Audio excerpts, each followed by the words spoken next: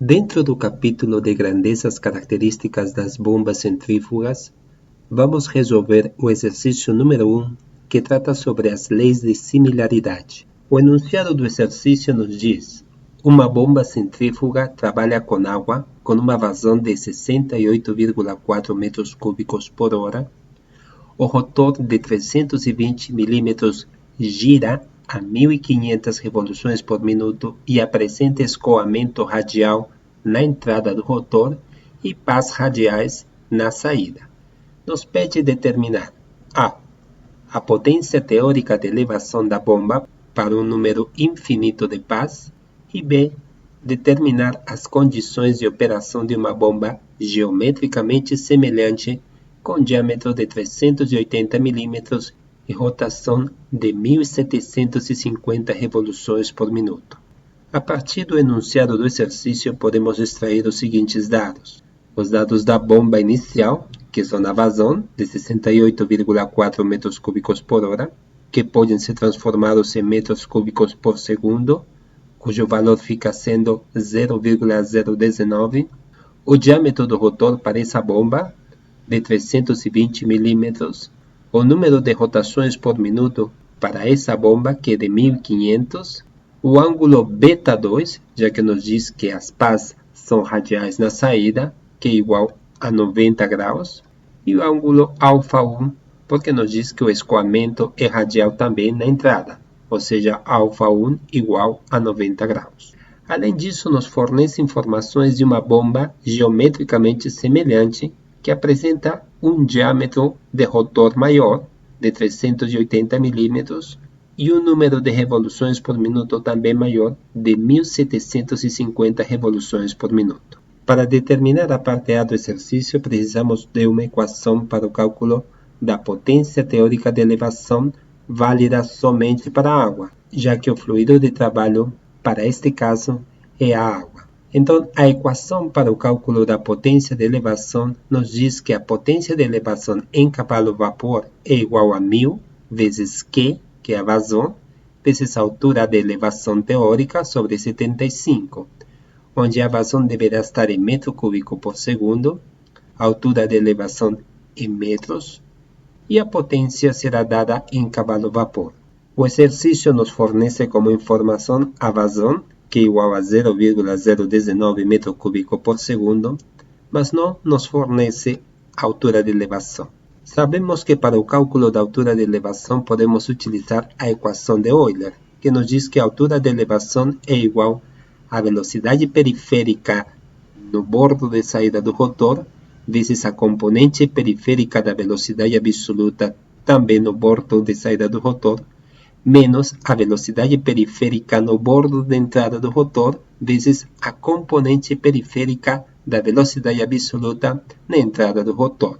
Entretanto, temos uma informação muito importante, já que nos diz que o escoamento é radial na entrada do rotor, o que significa que α1 é igual a 90 graus. Chamamos o diagrama de velocidades e observamos que para o caso de um α1 igual a 90 graus na entrada do rotor, a velocidade absoluta em 1 fica sendo igual a esta, formando o ângulo em 90 graus com a velocidade periférica, e ela não apresenta projeção no eixo periférico, ou seja, o componente periférico da velocidade absoluta na entrada é igual a zero. Sendo esse componente periférico igual a zero, que somente se dá em bombas com escoamento radial na entrada do rotor, então a equação de Euler fica da seguinte forma: a altura de elevação é igual à velocidade periférica vezes a componente periférica da velocidade absoluta na saída do rotor, que é também chamada de equação de Euler simplificada. Precisamos calcular a altura de elevação para as condições geométricas a pá. Sabemos que o ângulo α1 é igual a 90, mas as pás de um rotor apresentam diferentes curvaturas, embora consideremos que a entrada seja radial. Temos o caso das pás curvadas para frente, com β2 maior que 90 graus. Temos as pás em 90 graus, ou seja, β2 forma um ângulo de 90 graus com a velocidade relativa e a prolongação oposta da velocidade periférica, e temos as pás curvadas para frente, com β2 menor que 90 graus. De acordo com o enunciado, para cada um desses casos, temos as seguintes equações para a altura de elevação teórica, considerando entrada radial do rotor, ou seja, α1 igual a 90 graus. Para o caso do exercício, ele nos diz que β2 é igual a 90 graus. Então, estaremos utilizando esta equação, onde a altura de elevação é igual à velocidade periférica na saída do rotor elevado ao quadrado sobre a aceleração da gravidade. A velocidade periférica na saída do rotor pode ser calculada em função do diâmetro do rotor e do número de revoluções por minuto utilizando esta equação, onde a velocidade periférica será dada em metro por segundo, n deverá estar em rotações por minuto e o diâmetro do rotor deverá estar em metros. O número 60 é para transformar as rotações por minuto em rotações por segundo. Então, com os dados iniciais da bomba, que temos vazão, diâmetro, número de rotações por minuto, ângulo β2 e α1 igual a 90, vamos determinar a potência de elevação da bomba para um número infinito de pás. Sabemos que a equação para determinar essa potência é esta. Para o caso de uma entrada radial e pás com curvatura igual a 90 graus, a equação da altura de elevação fica sendo desta forma. E sabendo que a velocidade periférica pode ser determinada utilizando esta equação, então simplesmente substituímos os dados inicialmente para o cálculo da velocidade periférica, 1.500 revoluções por minuto, o valor de π, 0,32 em metros o diâmetro do rotor sobre 60, e isso nos dá uma velocidade periférica de 25,12 metros por segundo. Substituímos o valor da velocidade periférica na equação da altura de elevação teórica e finalmente obtemos um valor da altura teórica de 64,4 metros. Com esses valores, então, podemos determinar a potência de elevação teórica, que é igual a 1000 vezes 0,019 em metro cúbico por segundo, vezes 64,4 metros sobre 75, e finalmente temos um valor da potência teórica de elevação da bomba para um número infinito de pás de 16,3 cavalo-vapor. Para resolver a parte B do exercício, vamos considerar o seguinte. Ele nos diz, determine as condições de operação de uma bomba geometricamente semelhante com diâmetro de 380 mm e rotação de 1.750 revoluções por minuto. Sabemos que inicialmente tínhamos uma bomba com um diâmetro de 320 mm e um número de revoluções por minuto de 1.500. Agora estamos frente a uma bomba geometricamente semelhante com um diâmetro maior, de 380 mm, e um número de revoluções por minuto também maior, de 1.750 revoluções por minuto. Para definir as equações que nos permitam determinar as novas condições de operação, precisamos entender o que significa o aspecto de geometricamente semelhante. Inicialmente, reparamos que as duas bombas apresentam diâmetros semelhantes.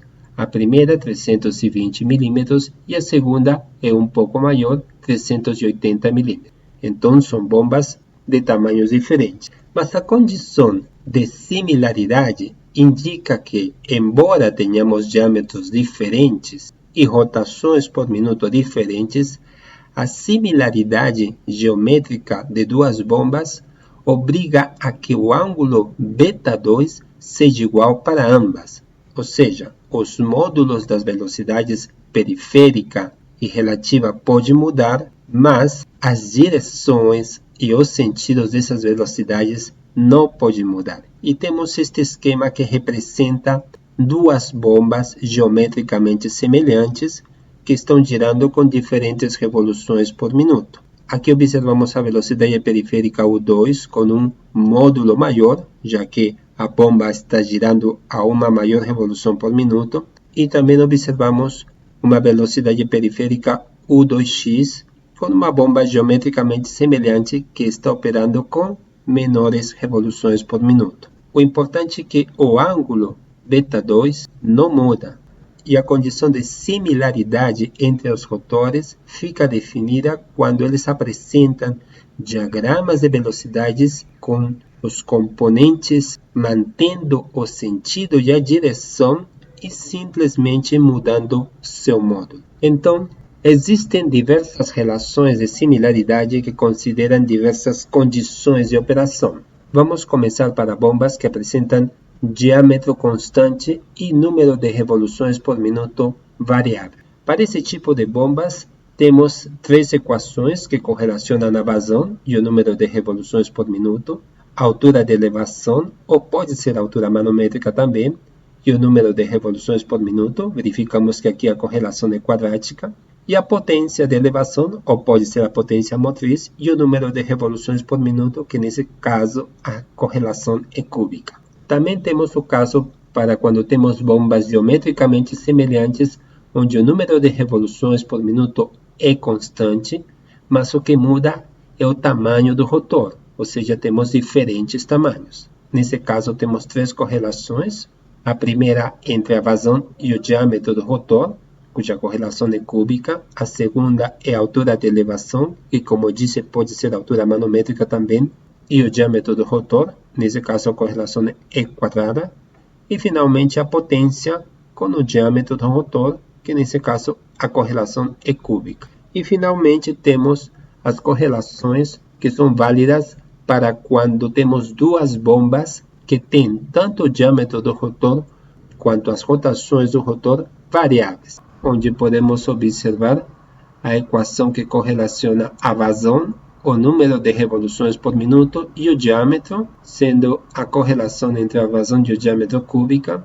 Temos a equação que correlaciona a altura de elevação com o número de revoluções por minuto e o diâmetro do rotor, ambas com correlação quadrática, e temos finalmente a potência que correlaciona o número de revoluções por minuto e o diâmetro do rotor. Entenda-se que o X são os dados da nova bomba geometricamente semelhante. Então, para os dados do exercício, nós temos uma bomba com uma vazão, um diâmetro e um número de rotações por minuto, e uma bomba geometricamente semelhante com um diâmetro diferente e um número de rotações diferente. Então, observamos que em ambas as bombas foi alterado tanto o diâmetro quanto o número de rotações por minuto. Então, as correlações que serão úteis para resolver e encontrar as novas condições de operação serão essas aqui. A partir de aqui, nós podemos determinar a vazão, a altura de elevação e a potência, que são as novas condições de operação em função de uma bomba original geometricamente semelhante. Então, para calcular as novas condições de operação, que basicamente significam determinar a vazão, a altura de elevação e a potência de elevação útil para uma bomba geometricamente semelhante, consideramos os dados iniciais da bomba, que são a vazão, o diâmetro, o número de revoluções por minuto, a altura de elevação que acabou de ser calculada, a potência de elevação também que acabou de ser calculada, e temos como dados de uma bomba geometricamente semelhante somente o diâmetro do rotor e o número de rotações do rotor. Então, tanto D e N são variáveis. Sabemos que as equações que iremos utilizar são estas. Fazemos a substituição dos valores, temos a vazão, o número de revoluções por minuto para Nx de 1750, para N de 1500, o diâmetro dx de 380 e o diâmetro d de 320, isso elevado ao cubo. Da mesma forma fazemos para a altura de elevação, que é igual a 64,4, que é o que foi encontrado anteriormente. A razão entre as revoluções por minuto Nx sobre N, e a razão entre os diâmetros dx sobre d. O mesmo é válido para a potência de elevação. Temos a potência calculada em cavalo-vapor, a razão entre as revoluções por minuto e a razão entre os diâmetros. E finalmente, calculando, obtemos as novas condições de operação para uma bomba de diâmetro maior e número de revoluções por minuto, que são a vazão, a altura de elevação e a potência teórica de elevação. Pode-se observar que a vazão é notavelmente maior, mas quase o dobro. A altura de elevação também é quase o dobro da anterior e a potência também teve um aumento substancial, embora não tenha se feito grandes variações entre o diâmetro do rotor e o número de revoluções por minuto.